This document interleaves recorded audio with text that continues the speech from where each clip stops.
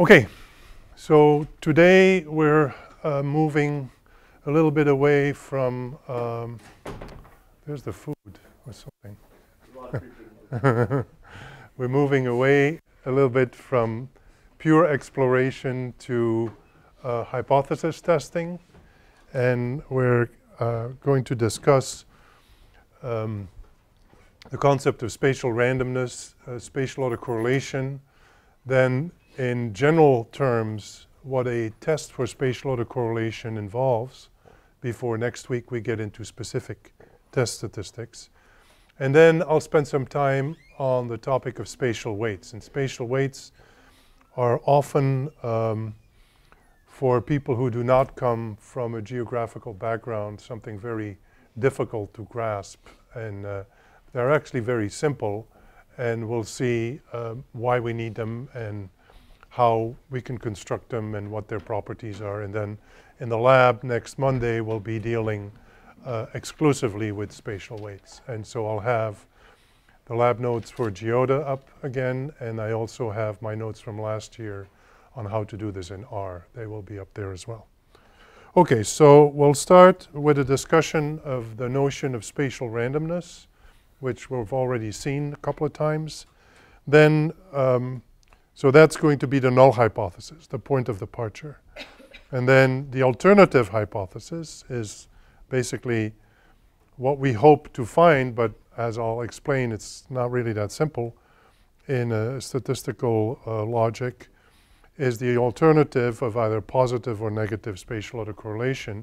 And it's good to have an idea of what this looks like. Then, as I mentioned, a bit about the logic and the structure of a spatial autocorrelation statistic in general terms, and then the spatial weights. So spatial randomness is actually kind of boring. It's the null hypothesis. It's the absence of any pattern. So spatial randomness is where you go home and you can't do anything because it's random. You can't explain randomness. Random is random, right? So what we're looking for, of course, is not this randomness. So the whole point is to reject the null hypothesis of spatial randomness. And then if we reject it, then we want to find out, well, what is actually going on? And that typically is a spatial or a spatial structure or a spatial process, depending on exactly that the point of departure is this notion of randomness. So when I say it's kind of boring, it's not very interesting, that's of course in the context of exploration. If you want to explore some data and it's random, forget it. Can't do anything. So that's not a good thing. But if you are specifying a regression model and you're checking out the residuals of that regression model, then actually randomness is a good thing because you don't want anything systematic left in the error terms or in the residuals of an actual model. So there's really two different contexts in which to consider this, and in this class we focus on the exploratory part. In my spatial regression class we focus on the diagnostics part, and there we're looking for spatial randomness because we don't want any systematic patterns. But if you're starting looking at a data set and there's no rhyme or reason to it, which is what spatial randomness is, then you're stuck. Yeah. So there's two basic ways of thinking about spatial randomness. They may seem the same, but they're not the same. So the one is to think about the pattern as a whole, and the pattern being where the particular values end up in space on the map. And basically, we have an equal probability of any possible map. In other words, the map as such does not provide you with any information. Any arrangement of the values on this map is equally likely. And we've already seen this when we reshuffled Milwaukee, and we'll see it again So that's one view. It looks at the pattern as a whole. You could think of it as a simultaneous view. The other view is something which you could call a conditional view, where you say, does knowing something about the neighbors affect what we know about a given location? In other words, conditional meaning knowing what happens for the neighbors, do we know something about a particular location at hand? And so if that is not the case, then we have spatial randomness. So it's it may seem very subtle to you, but it's actually pretty fundamental, not so much in an exploratory context, but when we go to the modeling, whether we take a simultaneous view of the whole pattern at once, or a conditional view of each location conditional on what happens in the neighbors. But the bottom line is neither of these should have any kind of information. So what you know about the neighbors should not help you in any way about knowing what happens at a particular location, or whether you see one map or any of the possible permutations of the values, it's all the same. And we saw early on that that's a fundamental difference between non-spatial analysis and spatial analysis. So in spatial analysis, the structure, the location of values has information contact. In non-spatial analysis, as we saw, the histograms were the same for the two maps, box plots were the same for the two maps. It doesn't make any difference. So this will be very important later on when we try to build inference for test statistics, is how do you operationalize spatial randomness? And this is very powerful and very computational. This is something that doesn't really fit an analytical framework. I mean, it does sort of after the fact, but the key is that we use computation to generate what the null hypothesis might be. So if the null hypothesis is that any value that we have can equally likely appear in any location, then we can actually mimic that. We can simulate that by just randomly reallocating the values to locations. So that's my example, Milwaukee map. So the one on the left is the real map, and the other one is the exact same values, the exact same census tract data, but randomly reshuffled to other locations. And so the way, and I'll come back to this later, the way that we use this, the way that we explore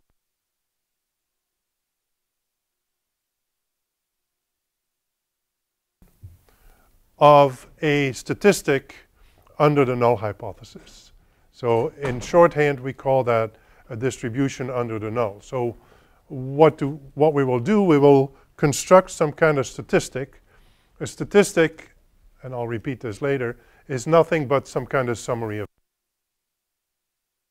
maximum of the data. That wouldn't be a good spatial statistic because it doesn't tell you anything about where things happen, but it's an example of a statistic.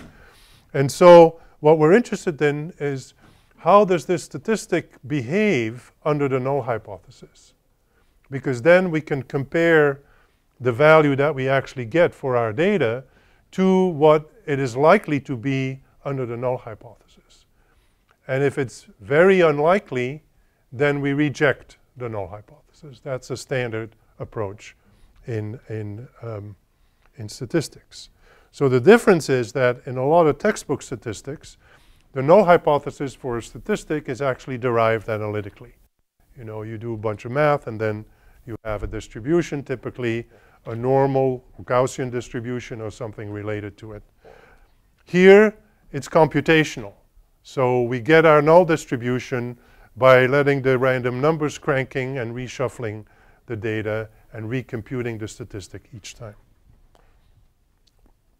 So spatial autocorrelation can really not be discussed without referring to Tobler's first law of geography. Sounds like a tautology, but it actually, I mean, it sort of is, but there's two ways of thinking about it. So everything depends on everything else. but closer things more so. So basically what this does is it structures the dependence in space by stating that distance matters, and distance matters in the sense that observations closer together with a smaller distance are more dependent than observations that are further apart. And what I like to say is that you can also turn this around. And you can actually define distance by how much observations are correlated. So if observations are correlated a lot, they're close. If they're not correlated, they're far. But it's basically the same thing. It is using this metric, a distance metric, to structure the dependence. So you can't have a situation where everything depends on everything else equally strongly, because then you have no information. It's like having one data point. But you can extract some knowledge about the structure of the dependence if you posit ahead of time that there is some distance metric that induces a decay on the correlation, induces a decay on the relationship between the variables. And that's the essence of Tobler's law. You need to have something in there that structures the dependence. And one way of doing this is actually using distance measure, as we'll see next week. The other one is to use a weights matrix, which we'll see later today. But they're basically the same thing. They're ways of imposing a structure on this dependence. So null is spatial randomness. What's the alternative? So there's two, and they're very different. The one is the more natural one, is positive spatial autocorrelation, is the notion of clustering, and is very important to make a distinction between clustering, which is a characteristic of the pattern as a whole, and identifying clusters, which are specific locations. So here we're dealing with what I call global spatial autocorrelation, which is concerned with clustering, the pattern as a whole. Is this pattern as a whole different from what it would be under spatial randomness? Clusters, or local spatial autocorrelation, is pinpointing spots and cold spots at specific locations in the map. That's a very different thing, as we'll see. Next week we'll consider global spatial autocorrelation, and the week after we'll consider local spatial autocorrelation. Related things, but different. One has to do with the whole map, the other one has to do with specific locations. So in an exploratory setting, clustering is actually not that useful. I mean, sure, we reject the null of spatial randomness, but then what? You know, it just tells us there is some patterning in the data, but it doesn't tell us anything about where the patterning is, nor what type of patterning it is. And that's often a misconception where positive spatial autocorrelation is somehow interpreted as having clusters of high values in particular locations. Well, it's a local thing. That's not a global thing. Global spatial autocorrelation, the rejection of the null and the finding of positive autocorrelation, is that for the as a whole, like values tend to occur in neighboring locations. And it's very important, like values, not high or low, either one. So positive spatial autocorrelation can be driven by the grouping of high values, or by the grouping of low values, or by both, a combination of both. So positive spatial autocorrelation, clustering is kind of an intuitive thing. We can, or at least we think, we can visualize it. We think we can imagine that. Negative spatial autocorrelation is the opposite. But you know, what is the opposite of clustering? That's not that easy to conceptualize. So negative spatial autocorrelation is really the easiest way for me to describe it is to think of a checkerboard pattern. where adjoining values tend to be more dissimilar than they would be under the null of spatial randomness. So high, low, high, low, high, low, systematic patterns like that. So that's negative spatial autocorrelation, whereas positive spatial autocorrelation is a notion of information loss. So when things are positively correlated in space, you actually have less information than if they were independently distributed, your standard random sample. And that's something that we deal with in the regression analysis, correcting for that loss of information. Negative spatial autocorrelation you can think of as having more variability than under randomness. So in some sense, that could be a good thing. It's additional variability, which is in some sense additional information, although it doesn't really work that way. Negative spatial autocorrelation is typically associated with heterogeneity, with spatial heterogeneity, and oftentimes also with scale issues. Remember, the first lecture I talked about these kind of challenges with spatial analysis, and one of them is scale. What is the proper scale of analysis? The modifiable areal unit problem, we saw that. Oftentimes, when you change the scale of analysis, the sign of the spatial autocorrelation changes. You know, think of huge blocks, parcels in them, and each block has parcels that are very similar. So at the parcel level, you intend to find very positive spatial autocorrelation because all the parcels are very similar. At the negative spatial autocorrelation, high-valued block, low-valued block, high-valued block, low-value. So when you see negative spatial autocorrelation, or more precisely, when you see a change in the sign of the spatial autocorrelation with the scale of analysis, think MAUP and think carefully about what it is that you want to find in the data, what it is that you're looking for, because it may be different at different scales of analysis. And that's nothing unusual. That is the, you know, between microanalysis and macroanalysis. You know, it's not always consistently aggregated. Okay, so that positive spatial autocorrelation, as I mentioned, impression of clustering. You tend to see clumps of like values. Those clumps would be clustered location, but with global spatial autocorrelation, we don't concern ourselves with that. And it's important to remember high or low.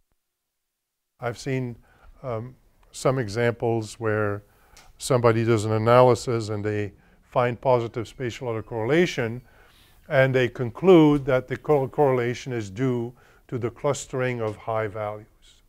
And it doesn't have to be. There's a classic example of a stroke belt in Georgia and part of the southeast of the US.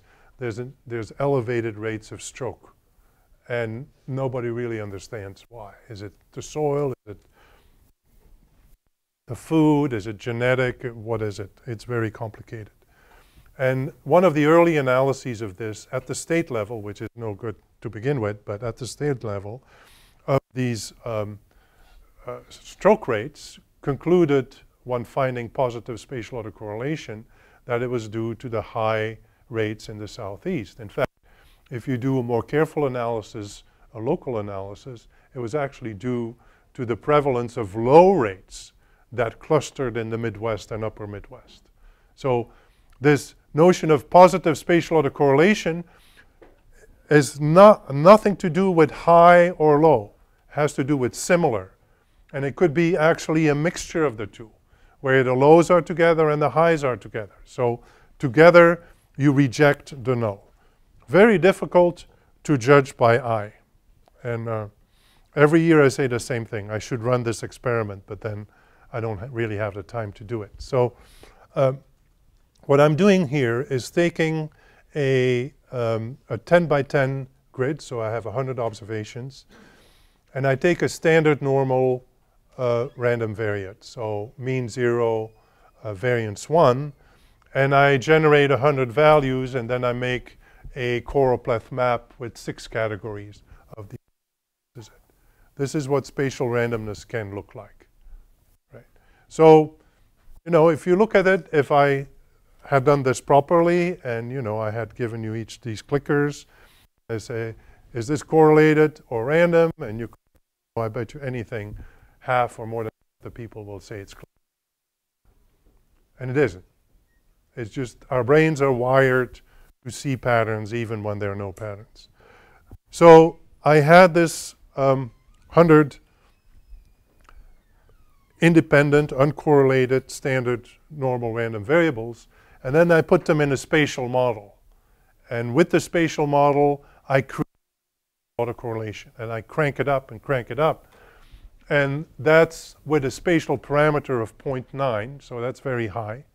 That is significant positive spatial autocorrelation. So it's characterized by clumping of like values. But whether this clumping is in the upper left corner or in the lower right corner, that a global measure does not concern itself with. That's going to be the local analysis, which will find where are the locations that are more similar than they would be randomly. So this is positive spatial autocorrelation.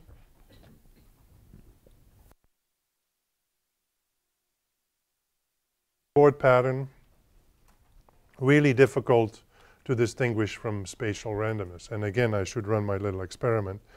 Just don't look at the captions and see if you can, you know, honestly between these two. So the one is, again, completely spatial random. The other one has minus 0.9 spatial autoregressive coefficient from a spatial process. So both of them have some tendency to show alternating patterns, but that one is significant, and test of spatial autocorrelation. This is not your brain seeing things. This is actually not compatible with spatial randomness at a given probability level, which is your p value or your type 1 error. That's the, you know, you can think of it as a decision process. When do I decide that this is really highly unlikely to conform to the null? And that's what your p-value is. You say, yeah, this can't be, right? So positive, negative spatial autocorrelation. One is a notion of clustering. The other one is a notion of checkerboard patterns, alternating values. One has to do with information loss. The other one has to do with variability or greater heterogeneity. So point of departure is randomness. We reject randomness in one or the other direction. How are we going to do that? So we're going to, yeah.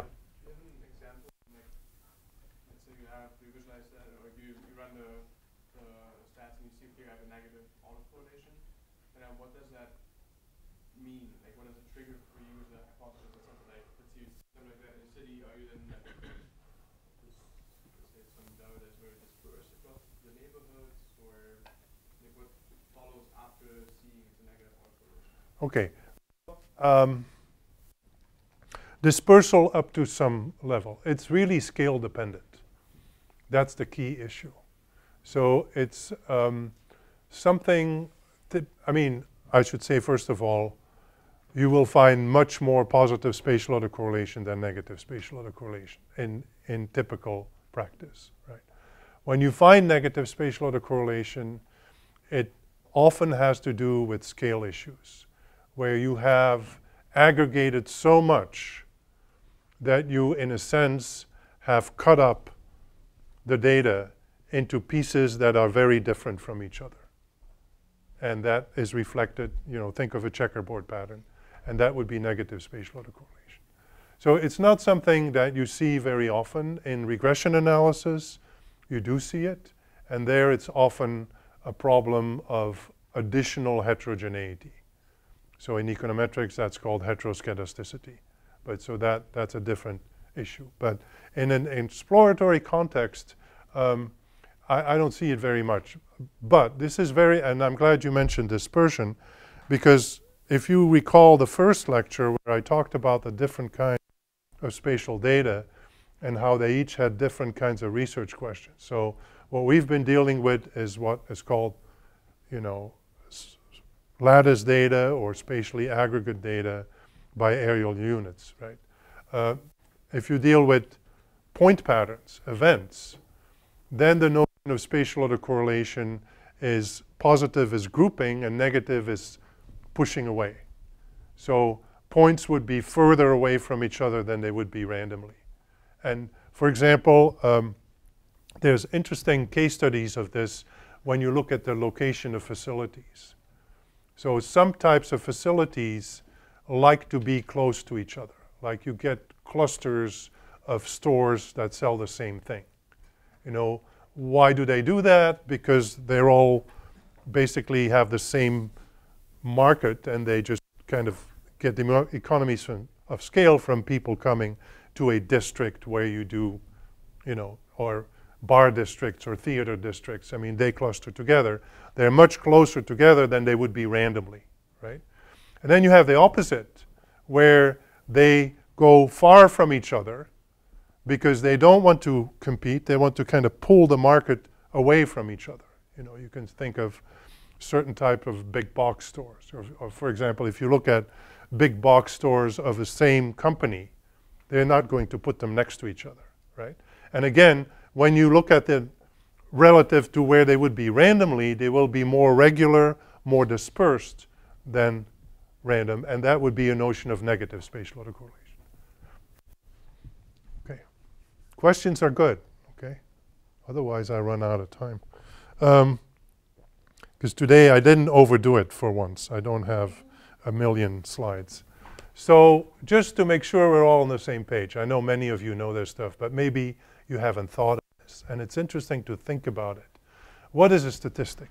You know, when you say a t-statistic or something like that, a correlation statistic, what is that actually, right? And so it's really something that tries to capture a characteristic of the distribution of the data, right? So it's based on the data. It's calculated from the data. It's not made up. And because your data are, you know, as you typically say, a random sample, they're not exact. So therefore, whatever you calculate from the data is not going to be exact either. It's going to be having some randomness associated with it, right? So if you take, you know, classic example, the length of people in a classroom, right? And you take the average, that average is not an exact number, but it's actually a random variable. It has some variability associated with it, right?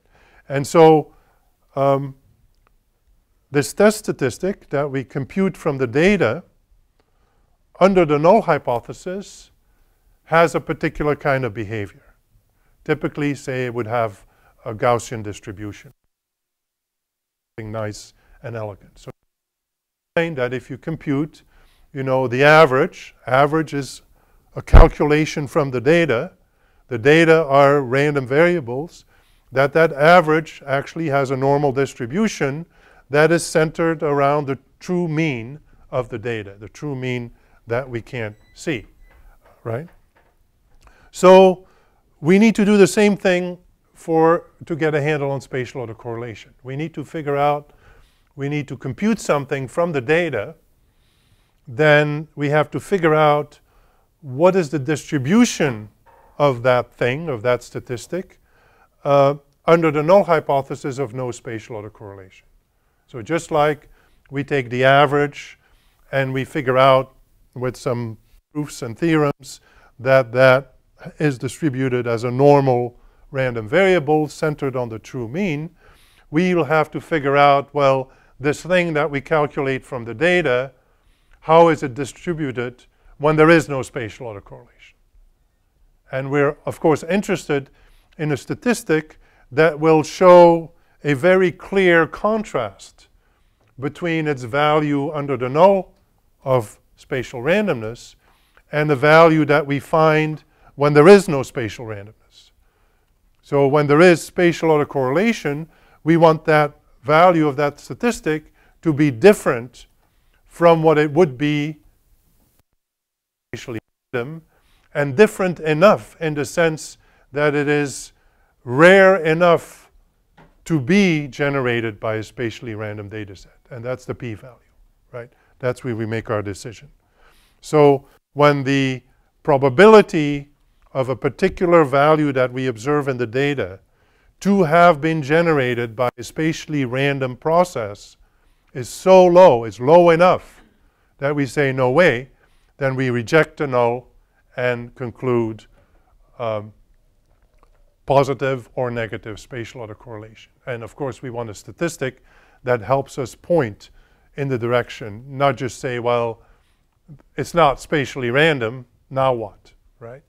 But it's not spatially random, but there is positive spatial autocorrelation or there is negative spatial autocorrelation. So we'll want a statistic where the sign of the statistic tells us something about the likely alternative hypothesis, and where, of course, the significance of the statistic tells us whether or not the null holds. So that's the key.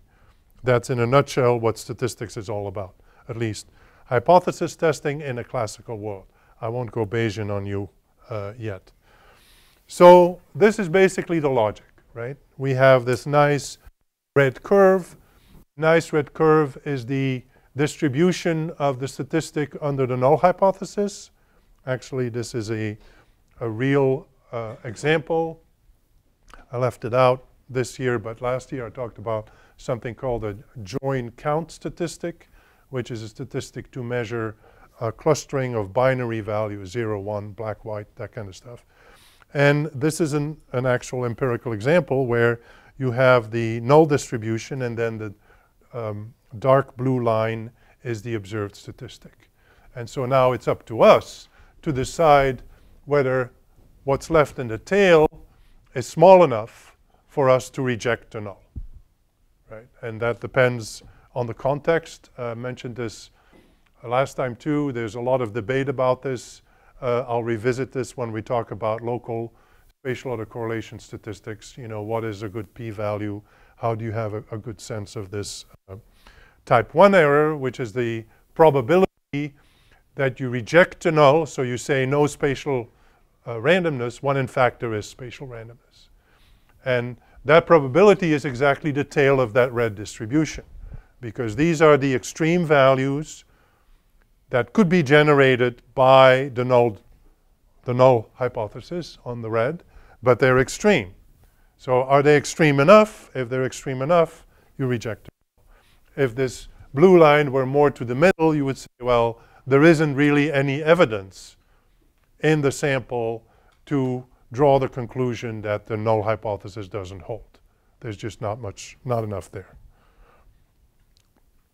Okay, so the key concept, and this is very important to get this straight, to get some intuition for this.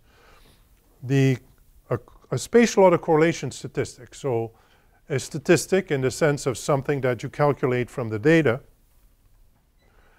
that has good power to reject the null of spatial randomness, incorporates two characteristics. One is what we call attribute similarity. Attribute similarity is what a regular correlation coefficient measures. So you have two variables, income and crime. What is their linear relationship? That's a correlation coefficient. So that's attribute similarity, right? That's one part, because we'll be interested in finding out whether like values are located similarly. So the second attribute, the second characteristic, is what I call locational similarity. So we have to somehow build an index from the data that combines these two things. So it combines some measure of attribute similarity and some measure which is going to be similar to like a correlation, but correlation is not enough. You have to bring the space in there as well, and that's the challenge. And that's not immediately obvious. So the easy part is the attribute similarity. Why it's easy? Because we're used to it. In non-spatial statistics, we do this all the time. So a couple of things that are different from your standard textbook. You might think correlation. Well, it's not correlation, it's autocorrelation. It's correlation with itself. So there's not two variables like crime and income. There's one variable, crime, crime and crime. Crime at one location versus crime at another location. So how do we measure the similarity of this one variable at two different locations, right? You could say they're equal, non-equal. That's not going to get you very far. So you need to do something else that is a summary of similarity. And in general, I call this a function f of y, our variable of interest at location I, and y at j, right? And there's a couple of these around. Product, probably most familiar with. All our correlation coefficients take that form. And basically, a cross-product statistic okay, you can think of this as a string of values, right? So you have, in the traditional sense, say you have crime and you have income. And if they're not related, then there wouldn't be any systematic matching of high crime with low income or low crime with high income. It would be just kind of random, right? There's no rhyme or reason to it. And similarly, with the same variable, autocorrelation, when we take two locations, remember, spatial randomness, location doesn't matter, there shouldn't be any systematic patterning in the pairing of these two values between two locations, between any two locations. So there shouldn't be any systematic large or small values. When there's systematic small values, that means that I and j have similar values. Now we have one part of the picture covered, the attribute similarity. Now we still have to define when are I and j spatially similar, locationally similar, right? So cross product is an easy one. Then two that are, actually I like these, but for some reason people have kind of a funny intuition about this, and because it's the opposite, right? Product is similarity, and product is comfortable to us because it has to do with linear associations. And we are kind of conditioned, this is changing, but we're conditioned in textbooks to think linear. And a lot of reality out there is not linear, right? And these dissimilarity measures are actually better at capturing nonlinear phenomena. And they're square difference or absolute difference. So they're the opposite, right? With product, similar will be higher. With dissimilarity measures, similar will be smaller. So if y at I and y at j are very similar, their square difference or absolute difference, you get rid of the sign, will be very small. And this can happen when yi and yj are both very high but very similar, or both very small and very similar, right? So this is kind of the other way of looking at this. Rather than focusing on the cross product, which is a linear association, we're looking at a difference measure. And the smaller the difference, of course, the more similar. The larger the difference, the more dissimilar. And just running ahead, for those of you who've done a little bit of GIS or analysis before already, the cross product will lead us to Moran's I, statistic of spatial autocorrelation. The square difference will lead us to Geary's C, statistic, and the concept of a variogram or a semi-variogram. So there are two different ways of looking at the world. It's not that one is better than the other because we don't know what the true alternative is. You know, these things are limited. Basically what they tell us is it's not spatially random, and it's either more similar than it would be under randomness or less similar than it would be under randomness, or less similar meaning more dissimilar, you know, scatter checkerboard. So we have the attribute similarity covered. Locational similarity. How do we formally express that I and j are locationally similar. So either we say they're close to each other, so we'll use the distance between I and j, or we will use some notion of what are neighbors. And the underlying assumption is that neighbors interact and non-neighbors do not interact. And that is the notion of spatial weights that we'll focus in a second. So basically the spatial weights matrix, it's a matrix because it's about the interactions between every I and every j. So for every I as an origin, all the other observations can be neighbors that I interacts with. So this is a matrix. And the structure of that matrix gives us a sense, and I hate to use the word prior because that's a loaded term in Bayesian statistics, but it's kind of, it is like a prior. It's where you say, well, using some criterion, and we'll see the type of criterion in a few minutes, we say that I and j cannot be neighbors. And then the other ones are neighbors. So when they're not neighbors, the elements of the weights matrix will be 0. And when they are neighbors, it will be something else. Right?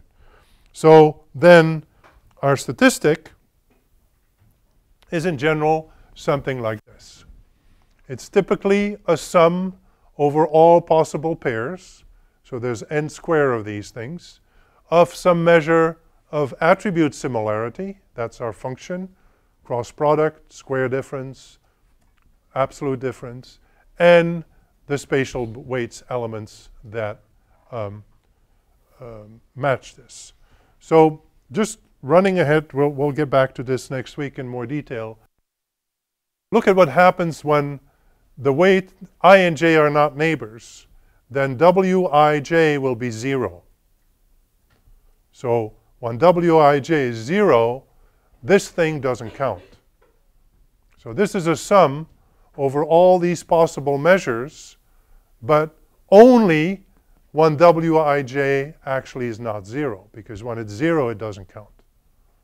So that's the way spatial autocorrelation test statistics work. So they basically have a measure of similarity for the attribute that we're interested in, and then it adds this measure up for all possible pairs, but it cuts out all the pairs that are not neighbors. It only counts it for those that are neighbors. And the neighbor structure is formally expressed in the spatial weights matrix. I mean, it's a matrix conceptually. Operationally, it's not. You wouldn't want to have a matrix, you know, if you do 100,000 house sales, you wouldn't want a 100,000 by 100,000 matrix.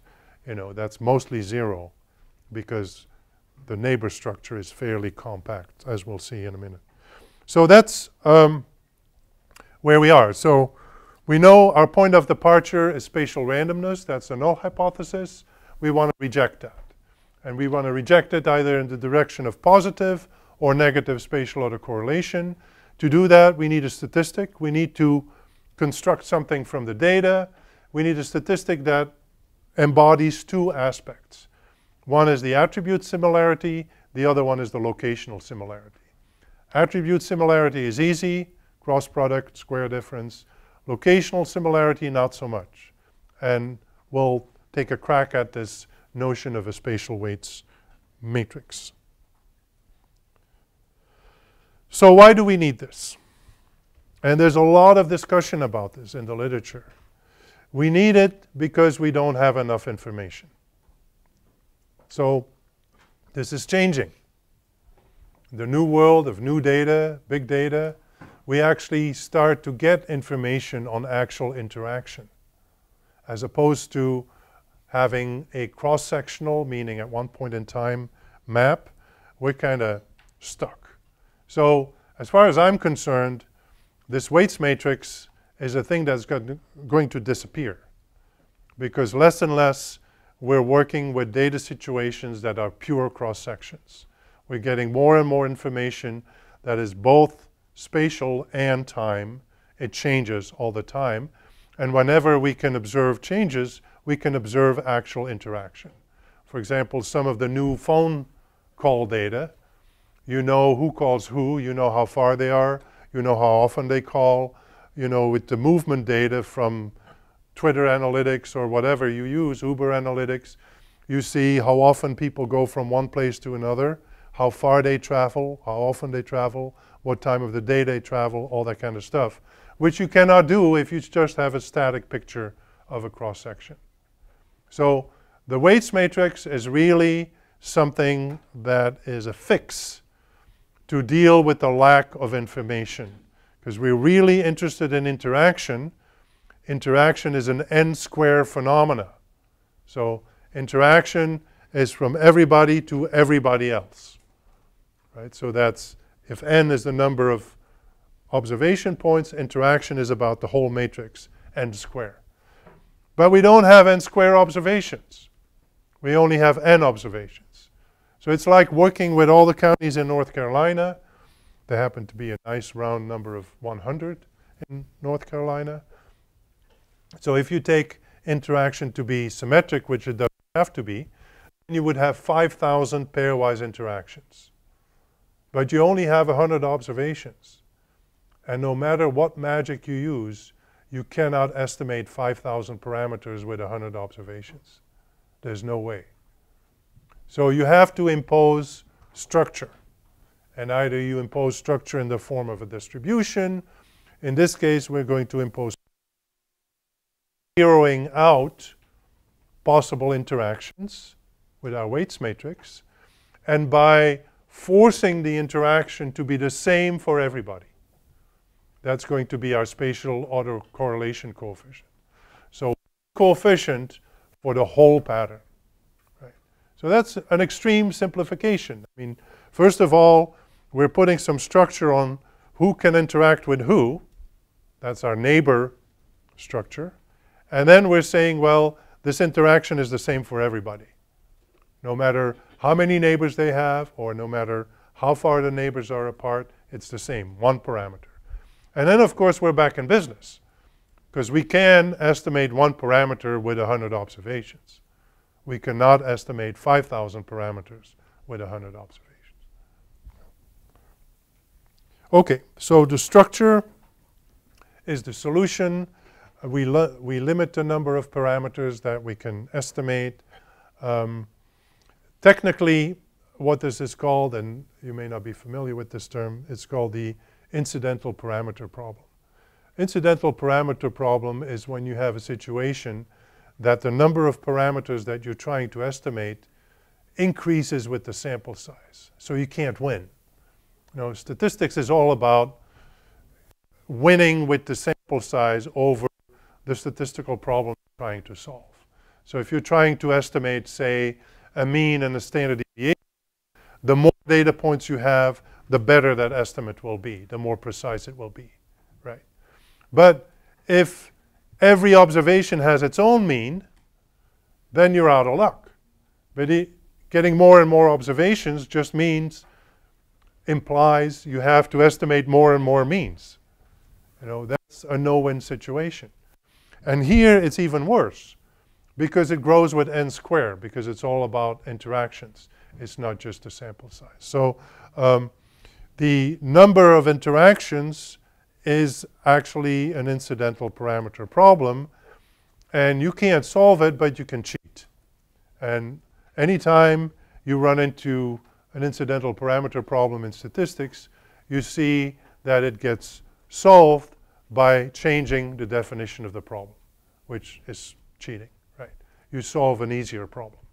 And the easier problem is imposing structure, saying, first of all, excluding certain pairs from the interaction, and then secondly, imposing the same parameter on all the interactions. So there's two things going on here that let us tackle this issue. And this is our spatial weights.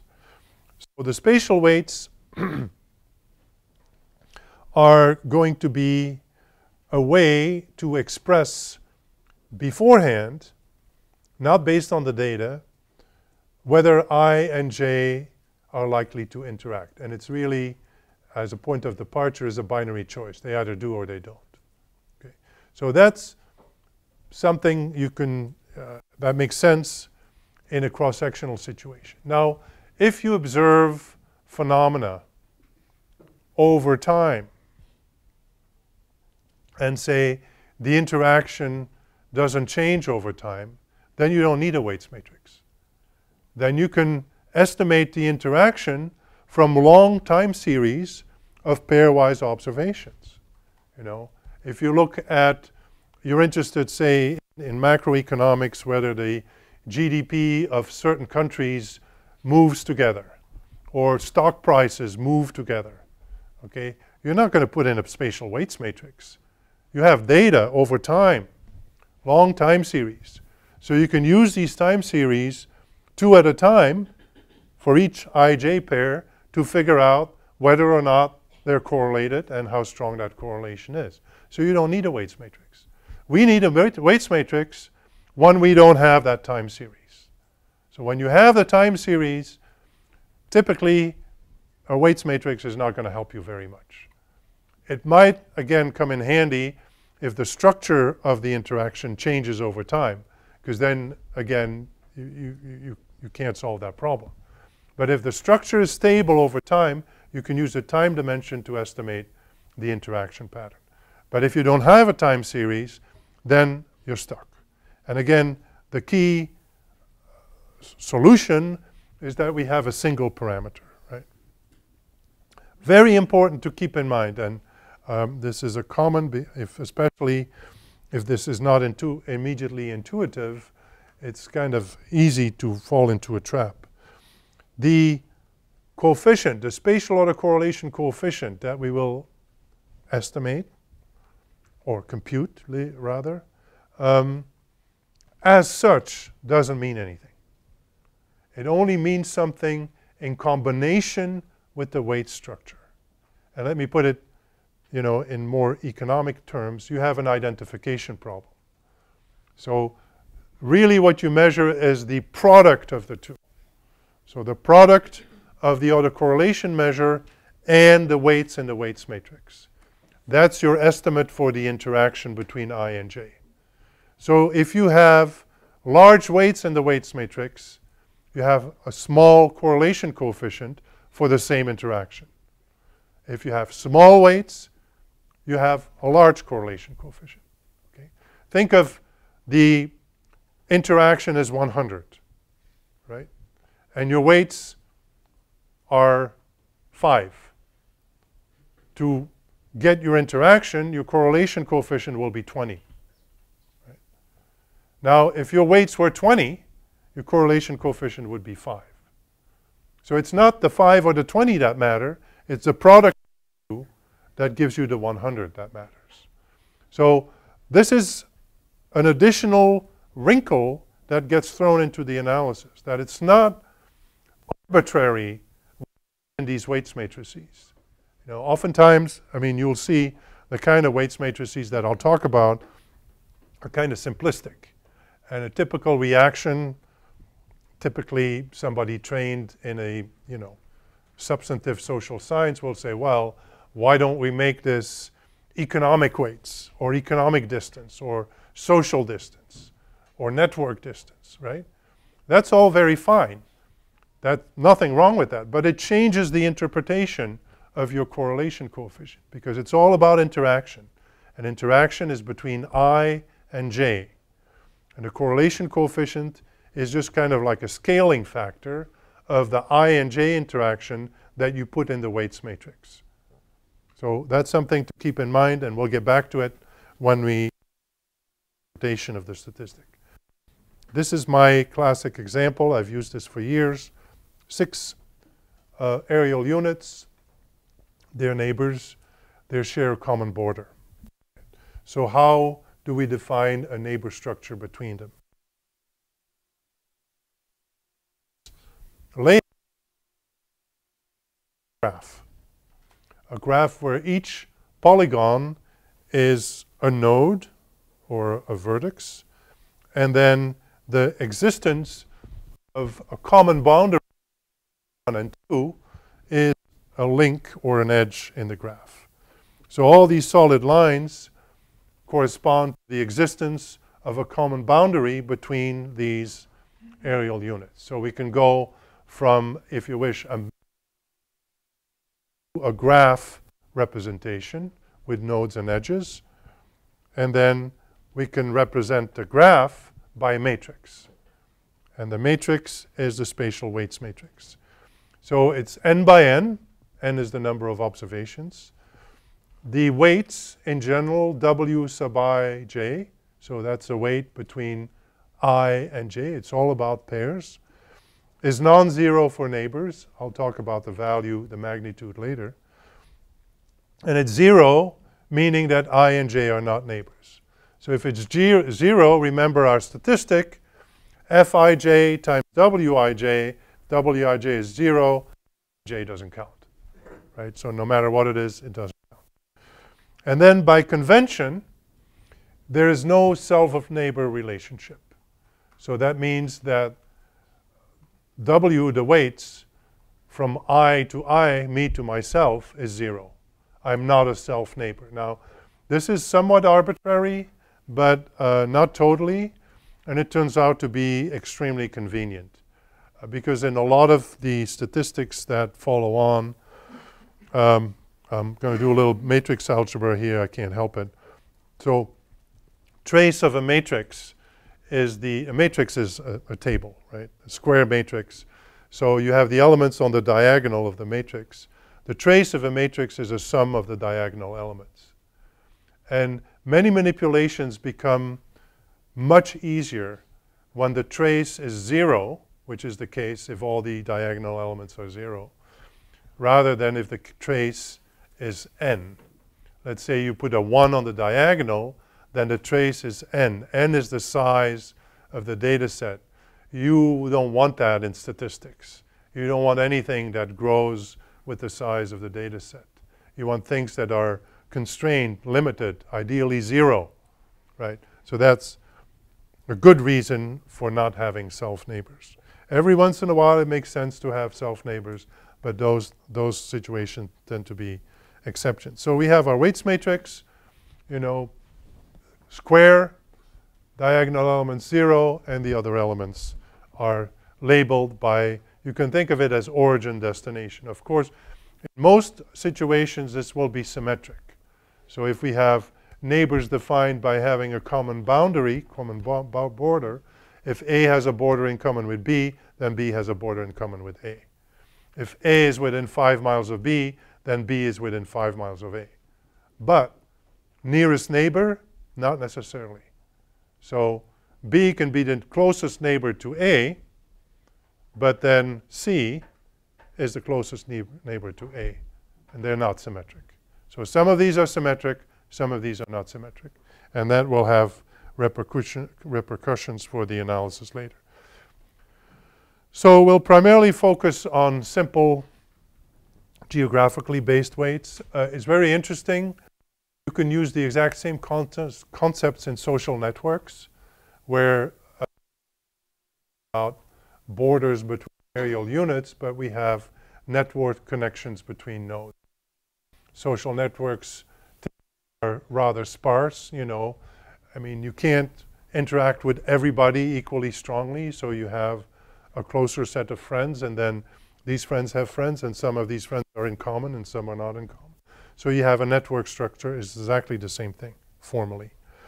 So geographically, the most simple, or simplistic even, definition of spatial weights is based on the notion of contiguity, which means having a border in common. So if I and J share a border, they get a 1. If they don't share a border, they get a 0. And that's a very simple binary weights matrix. So in our example, first row is for observation 1, and in turn it looks at the other observations and determines whether they are neighbors or not. So 2 is a neighbor, 3 is not, 4 is a neighbor, 5 is a neighbor, 6 is not. So the first row is 0, 1, 0, 1, 1, 0. You see the 0, there's zeros and ones. This, because this is a symmetric concept, contiguity is symmetric, yields you a symmetric matrix. So that's what it is. Now, it's not always that simple. Even in a case of a regular grid, what is a neighbor is subject to some interpretation. So we have this example here of a 3 by 3 square grid, and we're interested in defining the neighbors of the central set. So one definition is to say those grid cells that have a common side. So 2, 4, 6, and 8 are neighbors of 5 because they share a side. This is called, in technical terms, a Rook criterion, in similarity to the movements on a chessboard, you know, north, south, east, west, you know. So those are Rook neighbors, and there's 4 of them. Right? We can also define, and sometimes in some contexts this makes sense, that neighbors are not the ones that share a border, but share a corner. This is not used that much, but it's called the Bishop Contiguity, again using an analogy. So now we again have 4 neighbors, but they're not the same. 9 and 9. So right away, you know, our statistics are going to be messy because which is it? Is it Rook? Is it Bishop? It gets even worse. If you combine the 2 criteria, that's called a queen, then, you know, not only is this a combination of the 2, but you have twice as many neighbors, which is going to, again, affect your statistics. And this is the queen criterion, again, in analogy with chess. So now you have 8 neighbors. Everybody is a neighbor of 5, right? So luckily, this is a problem with regular grids, but with irregular spatial units, it's not a big problem. It's much less of a problem. It's rarely a big issue. But I did find one, and I didn't do this in context of the fires that are going on, but this is a county in the Bay Area, California. That little thing that sticks out, that's San Francisco here, this little hexagon, whatever it is, polygon at the top. So that's Solano County. On the top, you have the neighbors defined purely by common sides. And then on the bottom, you have queen criterion, you have 1 extra. So what is going on here? And this is, for those of you who've familiar with GIS, this is an issue of geographic precision. Because there are very few situations, there are a few, a 4-corner situation, where literally there are no edges touching. It's just a corner. But that's not the case here. This is something that has to do with the precision of the underlying map, with the simplification, the generalization that happens when you turn reality into a map. You know, and just think of an example I used in my other class. When you look at a map, you know, and you see the border between 2 countries, and it's like, you know, a millimeter thick. But given the scale of that map, that millimeter could be a kilometer.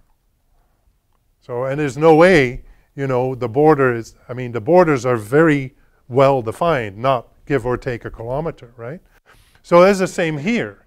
In the construction of this map, whatever might have been a small little side border is simplified to becoming a point. Just like our border is just a line on the map. So oftentimes issues with the base map, the precision of the base map, create these artifacts, these artificial corner situations. So that's why in practice I generally recommend to use a queen criterion because it's a little bit more encompassing. Typically the difference between the 2 will be 1 at most 2 extra neighbors, always more neighbors for queen than for rook. So that's the basis. So very simple contiguity, common border. Then we can go to distances. And typically distances are between points. So if we have point maps, we can't have common borders. We'll see in the lab that we can with some trickery, but you know, we can have a distance between points. So now we can define neighbors as being close enough to each other that they interact. And a typical expressed as a critical distance, a distance cutoff beyond which two units cannot be considered neighbors anymore. Right? Now there's a problem with this, and we'll see in the lab, you know, what these complications are. In that when we have points that are distributed irregularly, then the dense points will have very small distances to their neighbors, whereas the sparsely distributed points will have much bigger distances. So if you have one size fits all, you may have problems. Two kinds of problems. If the distance is too short, a lot of the sparsely distributed points won't have any neighbors. If the distance is too long, then the densely distributed points will have too many neighbors. So that's something we'll talk about in the lab. So weights are very simplistic. There's a cutoff. If the distance is less than this critical distance d, then they're neighbors. If they're not, then they're not neighbors. So as I said, the two problems, too many or too few neighbors, no neighbors are considered isolates. So what we typically do, and what GeoDa does, it uses as a default, you can open it, as a default, it uses something which we call a max-min criteria. So the min part is you take the nearest neighbor distance. So for each location, you take the closest neighbor and what that distance is. So that's the shortest distance to reach a neighbor. And you have, for each location, you have this nearest neighbor distance, and then you take the largest of these, the maximum of the minimum, of the minima, right? And the largest of these will guarantee that every location has at least one neighbor. But when the points are very irregularly distributed, it creates problems, as I'll illustrate in a second. For example, here's our Solana County again, 90 miles distance band. It has quite a few neighbors. Where does the 90 miles come from? That's the max-min distance to ensure that every county has a neighbor where the distance is computed from the central points to centroids of the county. We saw the centroids in the lab the other day. So that's how we convert the aerial unit, the polygons, to points, and we can compute the distances. So this is an example of the problems we can run into. And I actually drove through there this summer. Elko County, Nevada. There's not much there, I can tell you that. So if you take the 90-mile cutoff, it has one neighbor. Remember, these distances, this may seem counterintuitive, but the distances are between the centroids. So when the neighbors are bigger, the centroids will be further away, right? If you take 80 miles, it doesn't have any neighbors. So that's one of the problems with distance bands. A solution, but not necessarily ideal, is to take this notion of k nearest neighbors, where you take the k ones that are the closest, pretty much no matter how close or how far they are. Again, you can end up with kind of strange situations. First of all, when they're ties, you need a tie-breaking rule. And this is not obvious. Say you have neighbors, and then you want to do a 5 nearest neighbor definition, but neighbor 4, 5, and 6 are all the same distance away. So which one do you pick? Right? It's the same problem we encountered with the box map the other day. So in GeoDa, it's a random pick. Some other software takes them all. But if you take them all, then it's not k anymore. Then some of the k's will be 5, others will be 6, and so on. So it's not an easy situation. And sometimes these k nearest neighbors, they look a little weird, like they may not be what you think it should be, but that's why you have these kind of diagnostics that will use. This is again our friend Elko County with the 4 nearest neighbors and then the 6 nearest neighbors. And you see that doesn't really begin to make a ring around the county. So there's neighbors that are not included in some sense in an arbitrary way, but it is the strict application of k nearest neighbors. Okay, so there's lots of different things. We'll talk about this in the lab. A couple of important things. Most weights in analysis are not used in their original binary form, but are standardized in some fashion. The most commonly used standardization is called row standardization, is to make sure all the elements in a row sum to 1. So basically, you take how many neighbors there are, and you divide each one by the number of neighbors. The problem of this, associated with this, is that the resulting matrix is no longer symmetric. And that will mess up our lives in some respects. But it does make the analysis comparable, makes the spatial autocorrelation coefficients more comparable than they would be otherwise. And it introduces this concept of a spatial lag, which we'll talk about in the lab, which is essentially an average of the values for the neighbors. So this is our example row standardized. If we have 3 neighbors, it's 1 over 3. 2 neighbors is 1 over 2. 4 neighbors, it's 1 over 4. Right? So as a result, if you look at the symmetry, there's no more symmetry. We have 1 over 4 and 1 over 3. So that's the result of that. Stochastic weights is double standardization. So you divide them all over the total sum of the weights. This keeps symmetry. It scales them all down quite a bit, actually. And so if you have a lot of observations, then you have a problem with this. Because whereas the row standardization is a function of the number of neighbors, and the number of neighbors is typically bounded, the double standardization, or the stochastic standardization, is a function of the total number of observations, the total number of neighbors, if you wish, which is n times k. So there's n in there, and we don't like that. Because for large n, what you divide 1 by will be a very large number.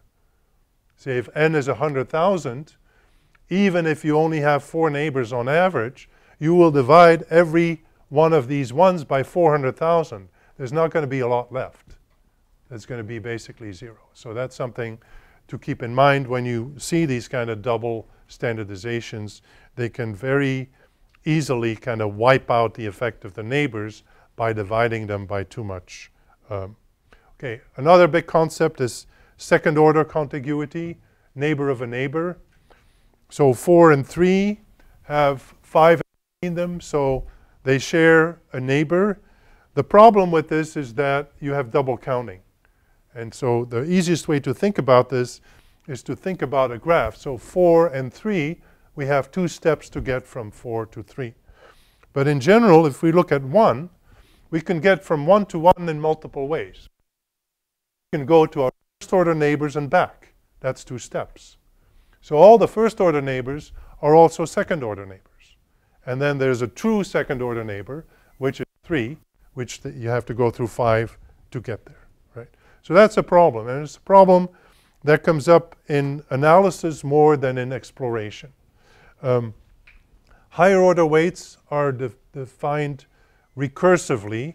That means they're defined by their definition. You know, it's kind of going around and around until you get back to the initial point. So in general, a neighbor of order k is a first order neighbor to a neighbor of order k minus 1. So a neighbor of order 2 is a first order neighbor to a neighbor of order 1, and so on. So then we have to clean out the duplications. And in practice, that means we can have 2 ways of measuring this. We'll see this in the lab. Exclusive of the first order, you see the first band is not there.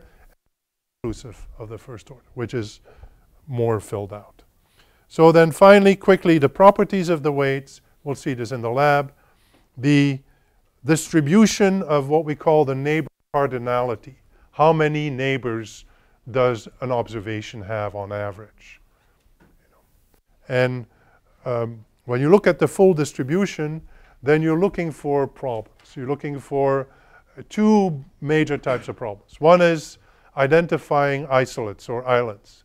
Those are observations that don't have neighbors, like Elko with the 80 miles.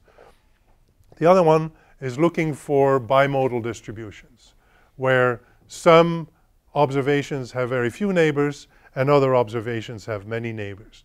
That might suggest a notion of spatial heterogeneity. We've been thinking about this, but this comes back. So basically, we're mixing apples and oranges. We're mixing locations with very few neighbors with other locations that have a lot of neighbors. So the interaction can't really be.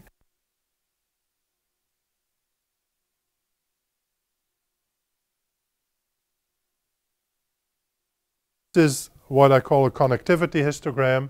It gives the distribution of the number of neighbors over the data set. So these are both very nice ones for the US counties. You see that the US counties have a median number of neighbors of 6.